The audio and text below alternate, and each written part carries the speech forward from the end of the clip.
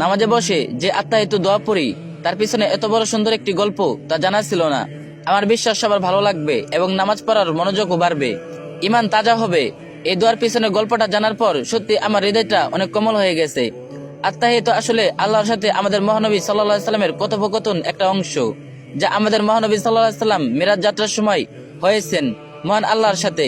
মহানবী সাল্লাল্লাহু আলাইহি সাল্লাম যখন আল্লাহর সাথে কথোপকথন শুরু করে তখন আল্লাহকে আসসালামু আলাইকুম বলেননি, তাহলে কি বলেছিলেন? কারণ আমরা মহান আল্লাহকে বলতে পারবো না আল্লাহ আপনার উপর শান্তি নাজিল হোক, কারণ আল্লাহ নিজেই একমাত্র পৃথিবীর সকল শান্তির এবং রহমতের উৎপস্থিল। মহানবী সাল্লাল্লাহু আলাইহি সাল্লাম আল্লাহকে উদ্দেশ্য করে বলেছিলেন, আত্তাহিয়াতু লিল্লাহি ওয়াসসালাওয়াতু ওয়াত-তাইয়্যিবাত, অর্থাৎ যাবতীয় সম্মান, যাবতীয় উপাসনা ও যাবতীয় পবিত্র বিষয় আল্লাহর জন্য। উত্তরে আল্লাহ বলেন, আসসালামু আলাইকা আইয়ুহান নাবিয়্যু ওয়া রাহমাতুল্লাহি ওয়া বারাকাতুহু, অর্থাৎ হে নবী, আপনার উপরে শান্তি বর্ষিত হোক এবং আল্লাহর অনুগ্রহ ও সমবৃদ্ধি সমূহ নাজিল হোক। এতে মহানবী সাল্লাল্লাহু আলাইহি সাল্লাম বলেন, আসসালামু আলাইনা ওয়া আলা ইবাদিল্লাহিস সালিহিন, অর্থাৎ আল্লাহর সমবৃদ্ধি শান্তি বর্ষিত হোক আমাদের উপরে ও আল্লাহর সৎকর্মশীল বান্দাগণের উপরে।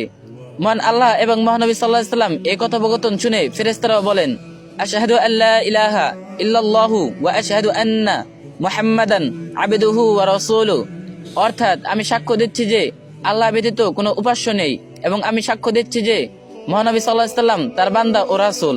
সুবহানাল্লাহ। এখন আমি এবং আপনি আত্তাহিয়াতুর গুরুত্ব এবং পিছনের ইতিহাস জানতে পারলাম।